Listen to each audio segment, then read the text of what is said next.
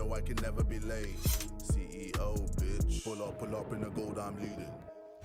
Hey, what's going on, guys? Welcome back to another video. Before we even get started, I want to say that either tomorrow night or Thursday morning, I'm going to have another one of these exact same videos up for Warzone 2. So make sure you subscribe and got your noties on for that. Today's video is specifically the best settings and graphic settings, sensitivity, all that crap you need to know for Modern Warfare 2. I'm going to show you all the settings that I'm using and specifically some graphic settings that I've played with a little bit to kind of optimize it for the PlayStation 4. I use a PlayStation 4 Pro.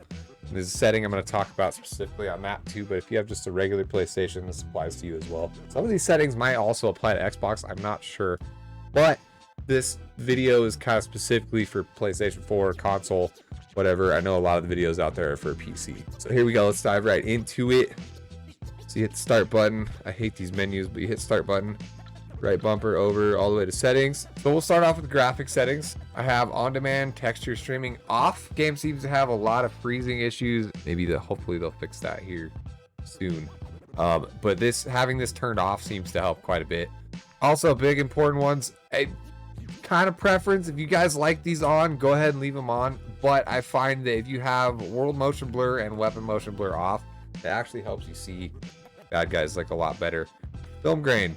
Go ahead and turn this one down all the way off to, I thought I had it off already, but we just did an update just now. Depth of field, you want to turn that off to. What that does is blur out like background stuff, and you don't want background stuff blurred out. You want to be able to see everything clearly. Just turn that off to. The Fidelity CFX or Fidelity FX CAS, you can have that off or on. I prefer to leave that on. Actually, it kind of sharpens things in the game a little bit, which also helps you see better, see bad guys better. Field of view, I use 110. That one's also kind of preference, but scrolling down all this stuff, you want all these turned off or set to least. I mean, brightness, I use the default setting on 50. Set your safe area up correctly and you're good to go.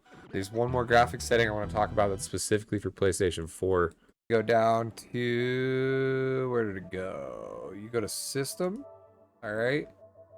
Boost mode. You want to turn this off. Okay, it says turn it off if you experience unexpected behavior during gameplay.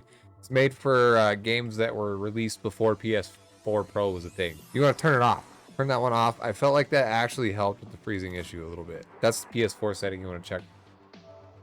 All right, and that's it for the graphics settings. Let's go ahead and go on to audio.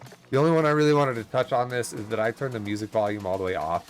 It just helps you hear footsteps better, things like that. And I have my audio mix on headphones. Because using headphones, some people like to use cinema, I have seen, and also headphone bass boost. A lot of these settings are personal preference. And let's go ahead and go on to the controller. I'll show you guys my sensitivity, all that stuff that I'm using. I want to very strongly stress with sensitivity that this one, out of all the ones that I have said are personal preference, is very much a personal preference.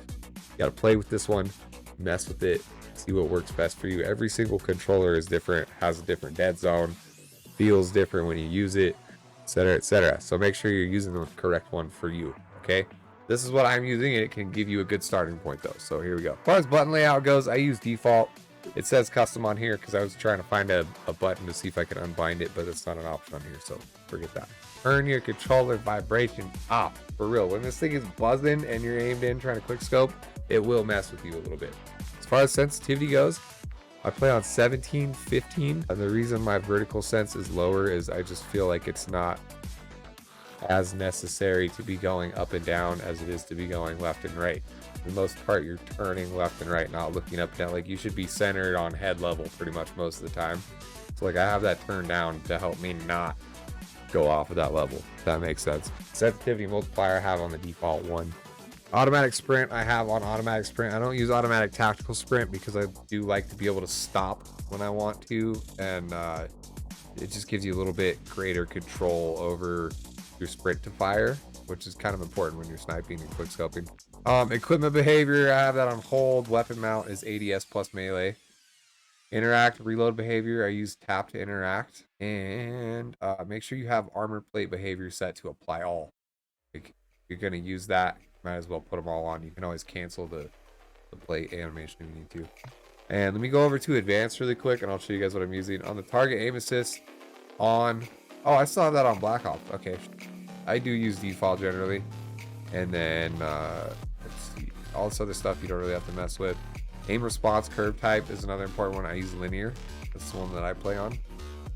And all the stuff is also default. I use instant on the ADS sensitivity transition. And let me show you my dead zones. For my left stick, I have it on 10.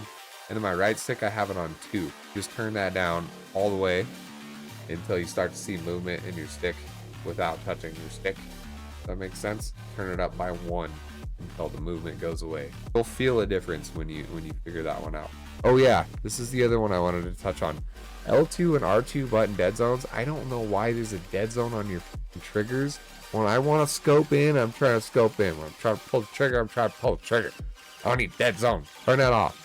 Turn it all the way to 0. That's about it, you guys. Those are all the settings that I'm using, and PlayStation settings for graphics, things like that. Hope it helped you out in some way, or maybe you enjoyed looking at my goofy face. Something. I'll see you guys later. Come catch me on Twitch later tonight, and subscribe, turn on notifications, because we got all kinds of Warzone 2 content coming your way starting tomorrow. Love you guys. See you in the next one. Bye.